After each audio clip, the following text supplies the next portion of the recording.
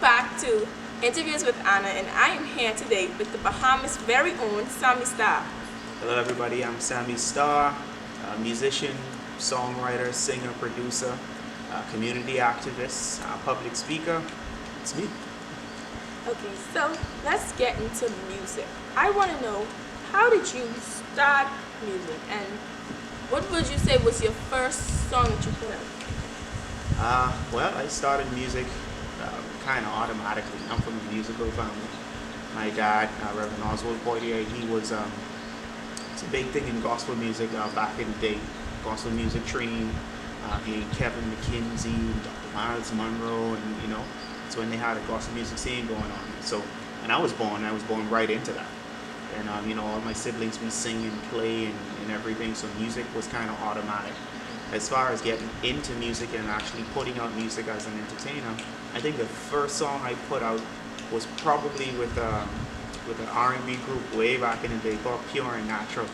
The name of the song was called Kick It. That was a long time ago. Yeah. That's the first one. So from then, how can you say that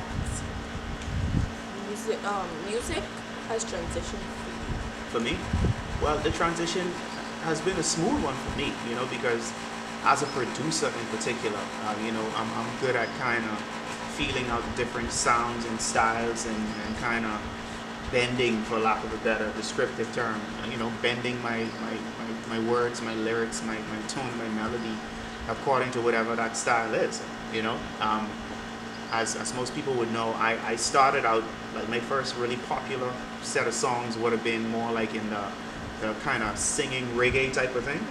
And then I kind of transitioned more into a more island sound, more junkanoo / carnival type sound, and then I went from that into a more kind of like a pop sound, you know what I mean? So would you say that the people spoke more with your new transition and your old music? You know what, to be honest with you, no one ever really asked me the question, but to be honest with you, I think people took more to the way I came up first, which was kind of more like the lovers rock. I think lovers rock is what they call that style of reggae music. I think people took to that more than anything else. Yeah, they love everything, but I think if I had to pick one, I would say it was probably the first one. That's the lovers rock, when I had like the Good to Know You That I'll Never Leave, you know what I mean, songs like that. Yeah. So what is the biggest, locally, most people locally, Bahamians don't really support Bahamians as much as we should. So what is the biggest obstacle you overcome dealing with fans and getting the credit that you deserve? The biggest obstacle, I think, that I had to overcome was pretty much what you just described. That's lack of support. Because as an entertainer, you entertain based on the demand for the entertainment. A lot of people talk about just doing it because of the love you have for it. Yeah, that's all well and good, but as an entertainer, you need fans. If you don't have fans, then you don't really have a career. It's a hobby if you don't have fans.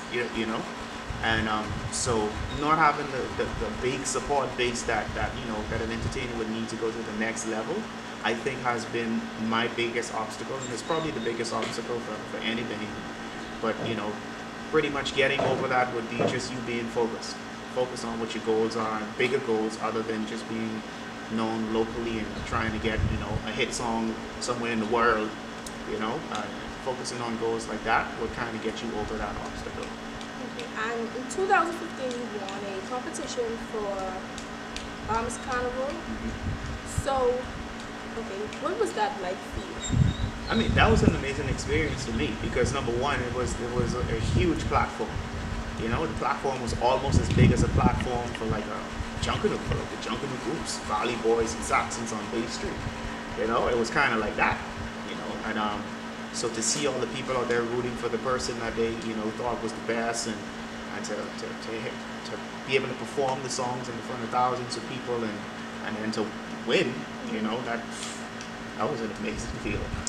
So also in 2015, you signed a deal Sony. Hmm. Okay, so is it ongoing and what was it like?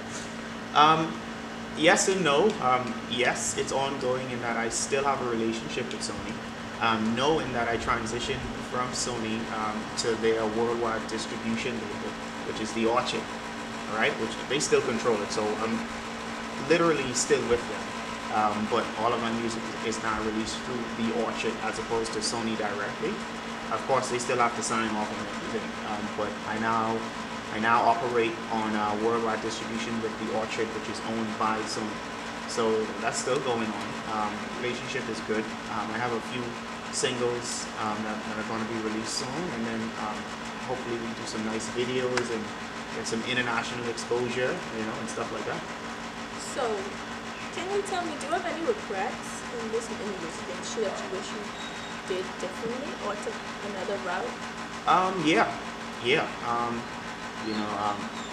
I wish I had kind of went for the international exposure earlier. And I think it was a little bit of ignorance, lack of education, lack of exposure. But had I known, you know, what it took or what it takes to get to the next level, back then when I first started, when I had all that zeal, all that energy coming, I mean, I still have it, when it was fresh. Had I known that then, I would have definitely went to the international market sooner. Caribbean, US, Canada, London, I would have done that a lot sooner. And who would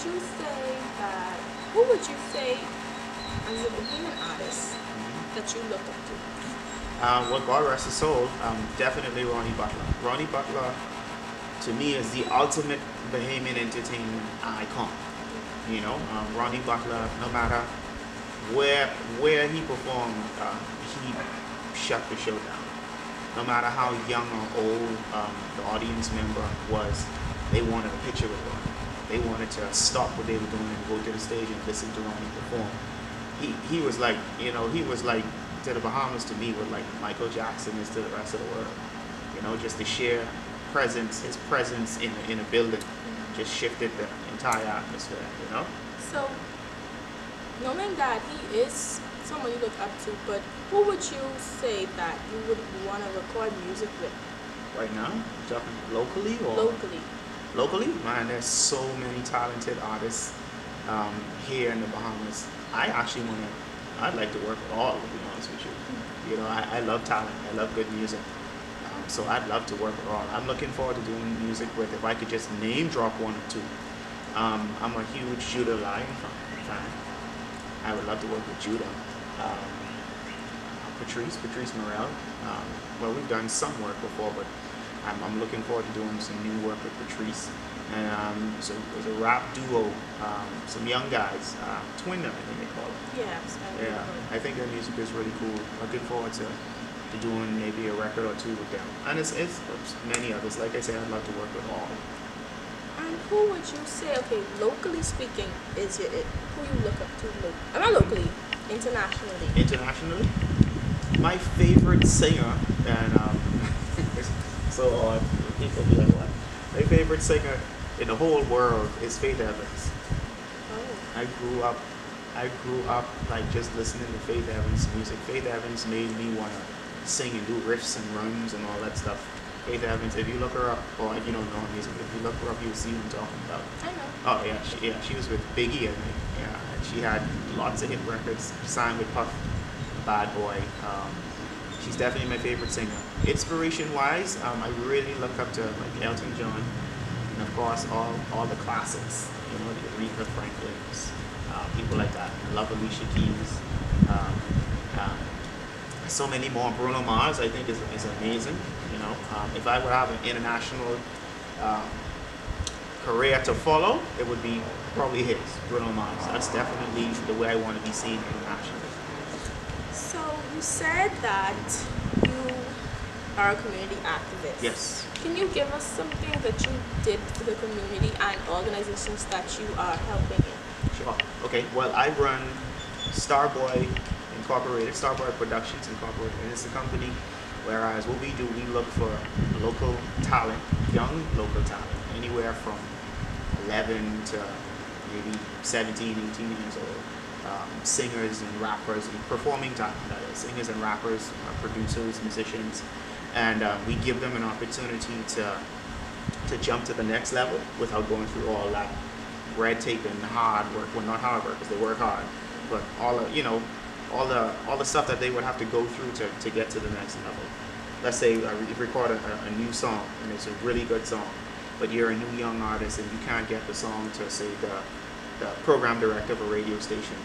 We would be the one to take it directly to the program director. Things like that. We kind of give them the opportunity to get the exposure that they wouldn't normally necessarily get as a brand new artist, right? That's one of the main things we do. And of course, I lived in South Beach for many years, and so of course we've always had the South Beach Association, and that's a community effort. Whereas of course we take the young boys, form basketball teams, go to the basketball court, play games on the weekends, talk to them about staying in school, not messing with crime and drugs and things like that, and of course to kind of build a good life, learn a trade, even if you don't intend to go to college. Stay focused, become good, decent, law-abiding, God-fearing young men. So what does that mean to you, giving back to the community? Well, it means everything to me. I just feel like that's something I'm supposed to do. That's pretty much the way I was raised. I don't know it any other way, So I can't sit back and say, what would it be like if I didn't do that? Like it's natural for me to do it. I just want to do it, and it's a good feeling doing it. It's a good feeling to see that you can help somebody to get something done. That you can help them to accomplish their dreams, their goals, their aspirations. If you can help them to be focused and you can see, the good results from it, that's a good feeling. I don't see why everybody wouldn't want to do something like that. I agree. So just to conclude this interview, can you give advice to the upcoming artists in the Bahamas and abroad? My advice is for their career is to just never give up.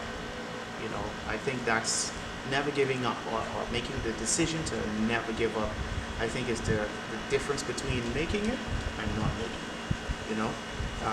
If we look at every superstar that we would model our careers after, from Michael Jackson, Beyonce to Jay-Z, to Usher, to Bruno Mars, to Alicia Keys, they all had a point in their careers where they were trying to figure out whether it was worth it or not worth it.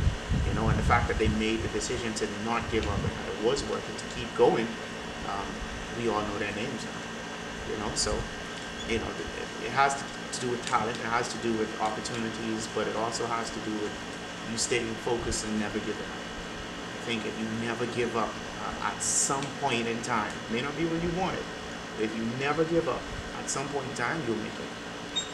So that's my advice.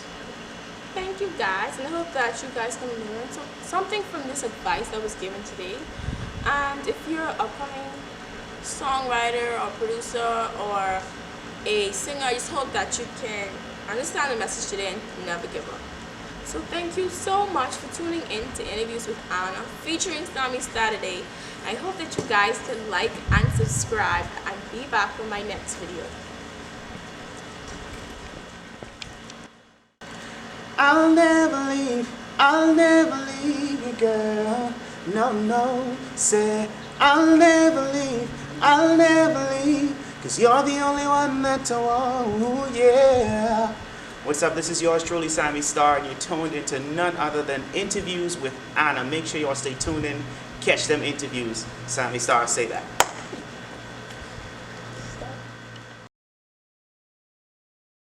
It's good to know you, baby.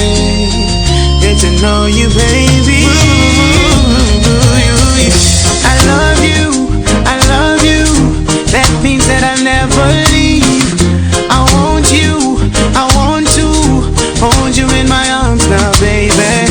I need you, I wanna feel you. You make me feel blessed. It's good to know you, baby. Good to know you, baby.